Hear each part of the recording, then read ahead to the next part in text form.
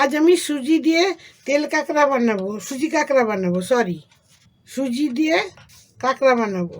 আমি নুনটা পরিমাণ মতন দিলাম আমার আন্দাজে।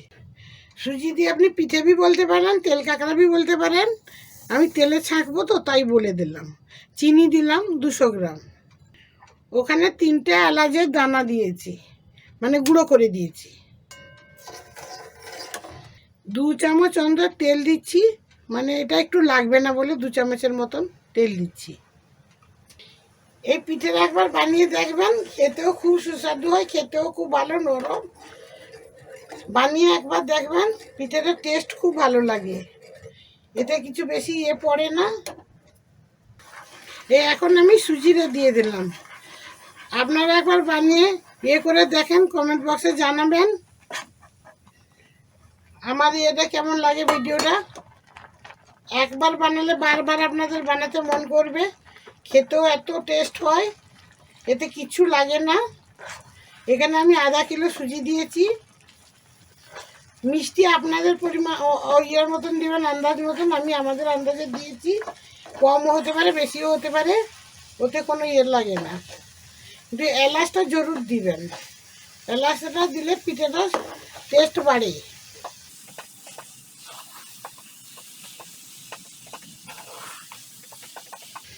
আর তেলটা দিবেন কেন? যাতে লাগে না, হাতে যখন মাখা হবে তখন হাতে লাগবেই না, ওর জন্য তেলটা একটু দিতে হয়।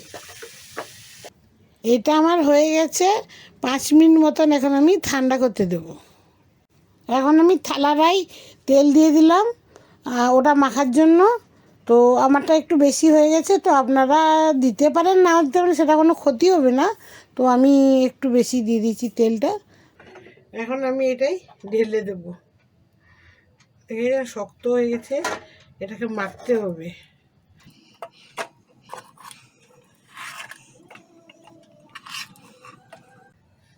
এটা আমি ভালো করে মেখে নিচ্ছি। মেখে নিয়ে আমি তেলটা বসিয়ে দেবো। তারপরে বেলে, এটা আপনি পিঠেও বলতে পারেন, তেল কাঁকড়াবি বলতে পারেন। তেলের মধ্যে তো বানাবো, আপনারা তেল কাঁকড়াবি বলতে পারেন, পিঠেও বলতে পারেন। এটা খেতে খুব ভালো লাগে। একবার বানিয়ে আপনারা দেখবেন, খুব খেতে ভালো লাগে। এলাচ দিবেন। আপনার চাই দুধ দিয়ে আরও পুরটা বানালে আরও ভালো লাগবে। আমি তো দুধ দেইনি, আমি এমনি জল দিয়ে করেছি। আপনারা দুধ দিয়ে চাই বানাবেন, আরও বেশি ভালো লাগবে খেতে। আমার এটা মাখা হয়ে গেছে। এখন আমি এটাকে ঢাকা দিয়ে রাখবো, তেল গরম হওয়া অবধি। তারপরে আমি ভাজবো। এটা আমি ঢাকা দিয়ে নিলাম। এখন আমি গ্যাস ধরিয়ে দিলাম, তেল দিয়ে দেব। এই আমার হয়ে গেছে মাখা, দেখেছেন। এখন আমি বেলবো। একটু তেল লাগিয়ে নিয়ে বেলবেন, আরও ভালো বেলা হবে, জলদি বেলা হবে। আমি তেল লাগিয়ে নিচ্ছি, দিয়ে ভাজবো। এই বেলা কটা হলো, এখন আমি ভাজতে থাকি। আপনারা দেখেন কত সুন্দরভাবে, দেখেছেন। এইভাবে আপনারা বেলে নেবেন। এটা চাই পিঠে বলতে পারবেন, তেল কাঁকড়াও বলতে পারবেন।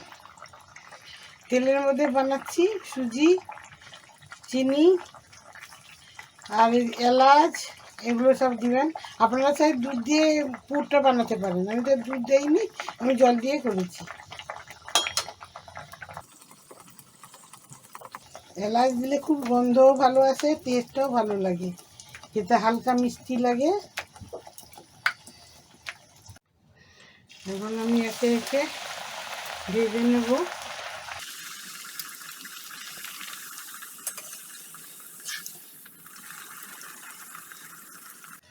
আমার হয়ে গেল এটা ভাজা।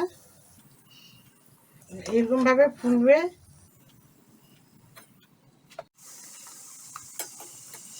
আমার অনেক কটা আমি একসাথে বেলে নিয়েছি, তাই আমি ভেজে নিচ্ছি। এই পিঠেটা এত খেতে এত ভালো লাগে না, সুজি দিয়ে তো কোনো নেই না, বেশি চিনি থাকে না।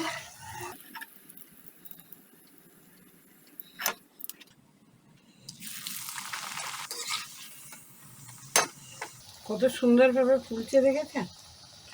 এইভাবে সবগুলো ফুলতে থাকবে। একসাথে অনেক কটা বেলে নিয়েছি না, তার জন্য। আমার ভাজা হয়ে গেল, আর 2-3টে আছে, ভাজা হয়ে গেল সব। এই দেখেন,